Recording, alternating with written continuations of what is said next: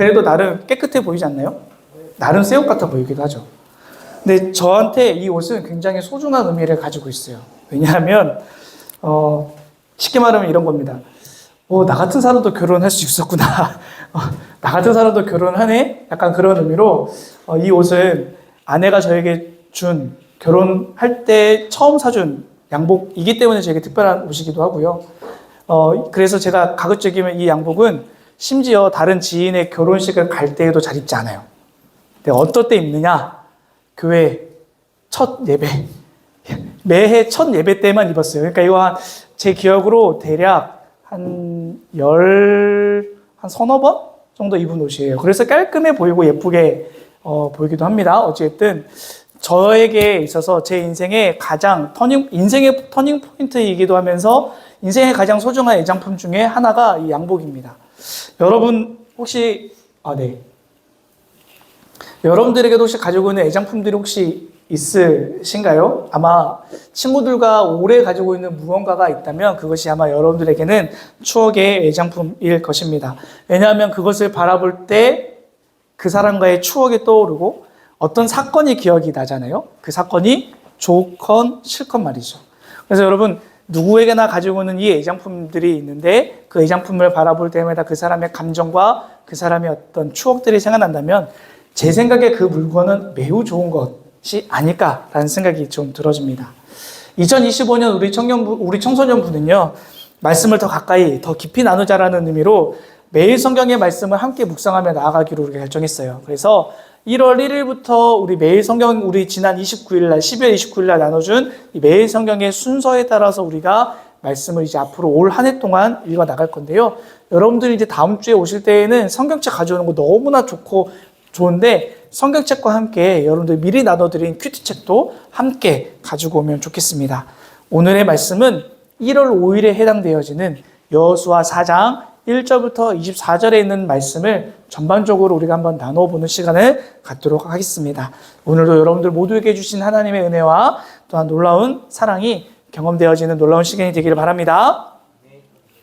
네.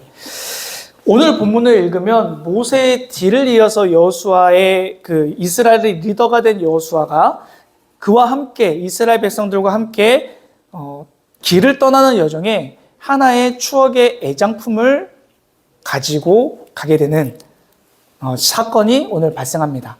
이스라엘 백성들에게 오늘 등장하는 추억의 애장품은 무엇일까요? 바로 오늘 본문의 말씀에 나와 있는 12돌이라는 거예요. 이스라엘 백성이 가나안 땅에 처음 진입할 때 이 기념의 12돌은 그들이 승리했다, 하나님이 함께 하신다라는 의미를 가지고 있는 12돌입니다. 이 12돌이 가지고 있는 의미와 그 배경에 대해서 오늘 조금 더 깊이 있게 나누어 보도록 하겠습니다. 12돌의 특별한 점은 요단강에 있는 돌들이라는 겁니다. 뭐라고요? 12돌은 물 밖에 있지 않고 물 안에 있었던 돌을 의미하는 건데요. 이 말에 대해서 한번 간단하게 제가 이야기 한번 나눠보도록 할게요. 여호수아서 3장과 4장을 보면, 특히 4장을 보면 이스라엘 백성이 하나님의 명령에 따라서 여호수아를 따라 본격적으로 가나안 땅으로 들어가는 장면이 오늘 여호수아서 4장에 시작됩니다. 여호수아서 4장의 첫 번째에 보면 하나님께서 여호수아를 통해, 왜 이렇게 발음 안 되죠? 하나님께서 여호수아를 통해 이스라엘 백성들과 함께 요단강을 건너는 장면이 나와요. 근데 이 장면은 여호수아가 요단강을 건너는 이 장면은 이 앞에 그의 선배이고 조상이고 그들의 리더십을 먼저 행하였던 모세가 마치 홍해를 건너는 장면과 몹시 유사한 장면이기도 합니다. 출애굽기 14장에 보면 모세가 이스라엘 백성을 데리고 이제 출애굽하는 장면이 나와요. 근데 그 장면에서 홍해를 건너는 기적을 경험하게 되는 장면이 출애굽기 14장에 있어요. 그런데 중요한 거는 지금 요단강을 건너고 있는 이스라엘 백성들은 홍해를 건넌 사람들이 아니에요. 홍해를 건널 때 살았던 사람들이 아니에요. 다 죽고 새로운 세대가 이제 가나안 땅에 마저 이어가는 여정에 참여했었던 거예요. 그 말은 무슨 말이냐면 그들의 역사서에 따르면 마치 자신들의 선배였던 모세와 자신들의 할머니, 할아버지, 증조, 고조 할머니, 할아버지가 건넜던 홍해 사건을 오늘 떠올리게 하는 사건으로서 오버랩된다라는 겁니다. 다시 말하면 역사에나 존재했었던 신, 그리고 역사에나 존재했었던 우리 조상이 믿었던 신이 오늘 요단강을 건너면서 내 하나님이 된다라는 것을 오늘 알려주시는 하나님의 깊으신 의도가 담겨져 있다라는 거예요. 역사에 존재했었던, 역사책에 기록되어져 있었던 그 사건이 오늘 이스라엘 백성에게 동일하게 일어난 사건을 오늘 하나님께서 보여주고 계세요. 그런데 이 요단강을 건너는 것도 사실은 쉬운 일은 아니었습니다. 요단강은요, 원래는 수심이 그렇게 깊은 데가 아니었대요. 요단강은 이스라엘 땅 지역 당시에, 가나안 땅 당시에 건기와 우기에 따라서 그 날씨가, 그 바다가 좀 달랐다고 하는데요. 건기일 때는 수심이 약 1m고 폭은 약 30m였대요. 그러니까 30m 폭에 1m 정도 되는 강이니까 여러분이 생각할 때 어때요? 어린아이가 그 강을 지나려고 할 때에도 어른의 손을 잡고 지나갈 수 있을 정도로 약간 붕붕 떠 있긴 하겠지만 그럴 정도의 바다의 수심이요. 그 강의 수심이 그랬다고 해요. 그런데 문제는 우기일 때는, 비가 장마철일 때에는 무려 폭이 1.6km나 되고 수심이 3m에서 4m로 더 넓어지고 더 깊어진다고 해요. 그러니까 여러분 상식적으로 생각해 보면 인간적인 계산으로 이 요단강을 건널 수 있어요? 없어요? 없는 거예요. 요단강은 인간의 계산으로는 건널 수가 없는 강인 거예요. 그런데 불구하고 하나님께서 어떻게 해요? 언약궤가 앞으로 진을 나가자 요단강이 반으로 갈라지는 역사를 보여주십니다. 자살행위나 다름없는 이 불가능한 상황, 자살행위나 다름없는 이 범람하는 이 요단강을 하나님께서 언약궤가 지나가게 하자 강을 갈라뜨리게 하고 그 강을 건너게 하시는 하나님의 역사를 역사책에서만 보았었던 그들의 조상이 홍해를 건너는 그 사건을 오늘 이스라엘 백성들에게 정확하게 똑같이 재현해내면서 하나님이 우리와 함께 하시구나라는 것을 경험하게 하고 깨닫게 하시는 하나님의 은혜가 있었던 겁니다. 다시 그러면 이제 그 요단강 사이에 있는 조약돌에 대해서 한번 의미를 다시 한번 생각해 보죠. 그렇게 이스라엘 백성들이 요단강이 갈라지고 요단강을 건널 때 하나님께서 이렇게 여호수아에게 명령하십니다. 각 지파별로 뽑은 한 명씩, 그 12명이 언약궤 주위에 있는 돌들을 하나씩 메어서 나가라 라고 하나님께서 말씀하세요. 여러분, 우리가 너무나 잘 알고 있지만 우리가 흔히 걸어다니는 이 땅에 있는 돌들과 바닷속에 있는 돌들은 기본적으로 좀 비슷해요? 달라요? 똑같이 생겼어요? 다르게 생겼어요? 다르게 생겼죠. 땅에 있는 이 돌들의 형태는 좀 어때요? 매우 날카롭고 바삭바삭 말라 있잖아요. 그죠? 근데 물 안에 있는 돌들은 어떻게 보여요? 매우 동글동글하고 매끄러워요. 왜 그래요? 왜 그럴까요? 계속해서 물이 흐르면서 이 뾰족한 돌들이 부드럽게 변해가잖아요. 네, 흐르는 물이 거친 면을 깎아서 부드럽게 합니다. 그러니까 이 돌들이 바깥에 나와 있으면 오늘날 우리야 이거 바다에서 나왔네? 이건 돌이 다르네? 라고 생각할 수 있잖아요. 하나님이 그 돌들을 오늘 가지고 옮기시는 겁니다. 하나님은 왜 이 돌들을 옮기시게 했을까요? 어떻게 바다에 있었던 물들이, 강에 있었던 돌이 오늘 이곳에 나와 있느냐? 사람들이 묻게 하고 이 돌들을 통해서 어떻게 한다? 하나님이 일하셨다. 하나님이 우리 가운데 일하셨다라는 것을 보여주는 일종의 기념비로 이 돌들을 가지고 가라고 하셨습니다. 여러분, 그러니까 그것을 생각할 때 각 지파에 한 명씩 들고 나온 그 돌들이 작았을까요? 컸을까요? 작지 않고 컸을 겁니다. 성경에 보면 어깨에 메고 나오라고 얘기하고 있거든요. 그러니까 그 돌들은 결코 작은 돌들이 아니었던 거예요.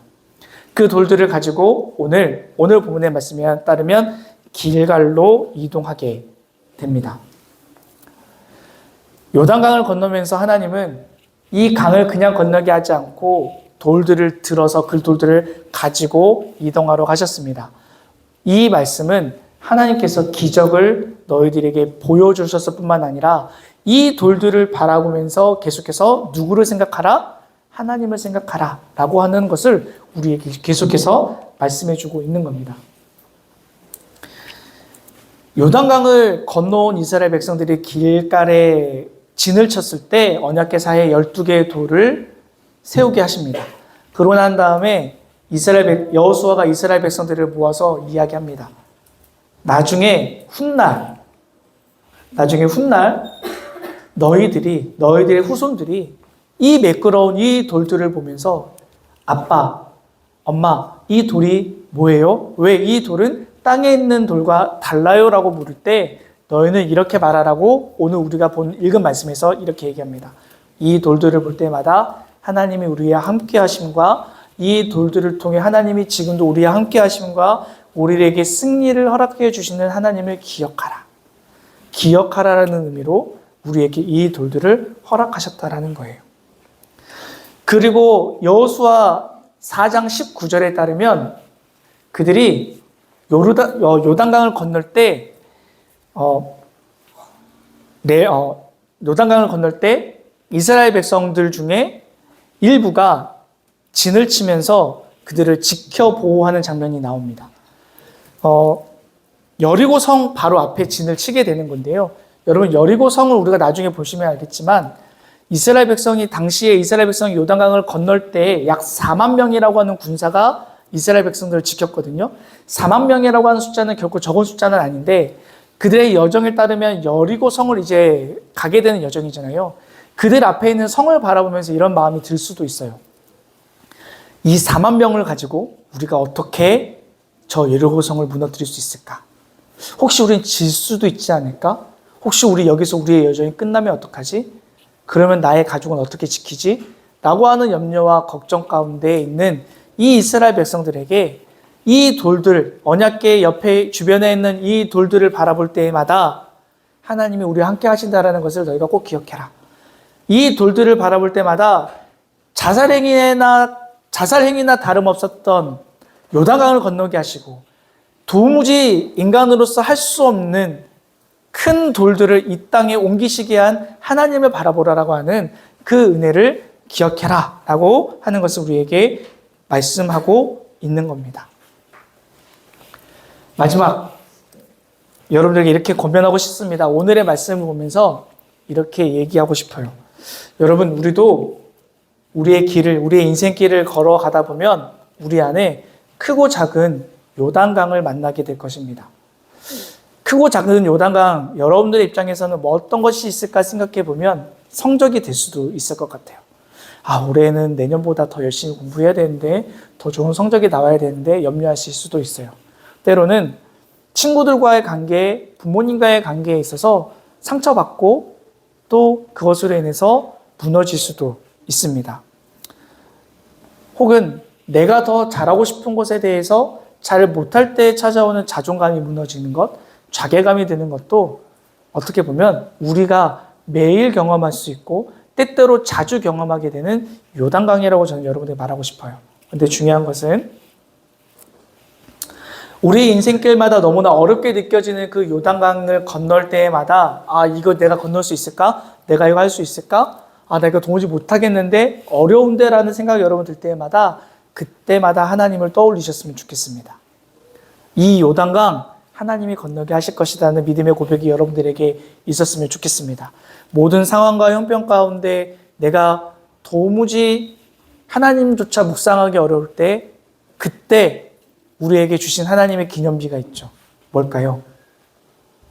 성경, 하나님의 말씀. 하나님조차 묵상하기 어려울 정도의 범람하는 요단강을 여러분 마주쳤을 때 하나님의 말씀인 성경을 딱 꺼내시고 그 말씀을 묵상하면 하나님께서 어떻게 하신다? 우리의 앞에 놓여져 있는 강을 건너게 하신다. 가르신다. 지나가게 하신다. 여러분 이 약속들을 여러분들께서 꼭 기억하셨으면 좋겠습니다. 하나님이 우리가 좌절해서 넘어지려고 하는 우리의 모습이 있을 때 하나님은 반드시 우리에게 그 요단강을 건너게 하는 그 은혜를 여러분들 각자에게 주실 줄로 믿으시길 바랍니다. 마지막으로 고린도전서 11장 23절과 24절에는 여러분이 너무나 잘 알고 있는 말씀이 하나가 나오는데, 여러분 고린도전서 11장 23절과 24절에는 어떤 말씀이 있냐면, 예수님께서 잡히시던 날 밤에 그들 제자들과 함께 성찬을 나누시죠. 떡과 잔을 나눕니다. 그러면서 예수님이 하신 명언이 있어요. 뭐냐면 나를 기념하라 라고 말씀하십니다. 오늘 이스라엘 백성이 요단강을 건너면서 12도를 바라보면서 하나님의 기념하고 하나님 예배했습니다. 오늘 예수님께서 우리에게 이렇게 말씀하시는 거예요. 너희 안에 있는 요단강을 건널 때마다 누구를 기념하라고요? 예수님인 나를 기념하라. 주님이 우리의 기념비가 되어 주셨습니다. 우리가 그래서 이 말씀의 연장으로 보면 우리가 예수님을 볼 때마다 하나님은 우리에게 은혜 주셔서 우리가 도무지 건너기 어려울 것과 같은 이 요단강을 하나님은 능히 건너게 하시는 하나님의 은혜를 우리에게 허락하여 주실 줄로 믿습니다. 아멘. 여러분, 혹시나 여러분들이 지금 처해 있는 나의 상황 가운데 요단강이 있으시면 하나님을 묵상하시고 하나님을 기도하시고 하나님께 의지하시는 여러분이 되시길 바랍니다. 그것이 성적이면 하나님께 매달리십시오. 그것이 시간이면 그 시간도 하나님께 매달리십시오. 그것이 친구와의 관계면 그 친구와의 관계마저도 하나님께 매달리십시오. 그러면 하나님은 반드시 우리를 역전시키시고 하나님은 반드시 우리를 승리케 하실 것입니다. 아멘. 모든 상황 가운데 하나님을 바라보고 우리가 주님만 의지하고 나아갈 때 하나님은 그렇게 의지하고 주를 바라는 자에게 승리하게 하시고, 그렇게 하나님은 우리를 향해서 하나님의 영광을 바라보게 하실 것입니다. 아멘. 우리가 그 믿음의 약속을 고백을 하나님께 올려드리는 우리가 다 되기를, 한 주간 그렇게 살아가기를 주님의 이름으로 부탁드립니다. 주신 말씀 기억하면서 함께 자리에서 일어나서 함께 찬양하며 나아가도록 하시겠습니다.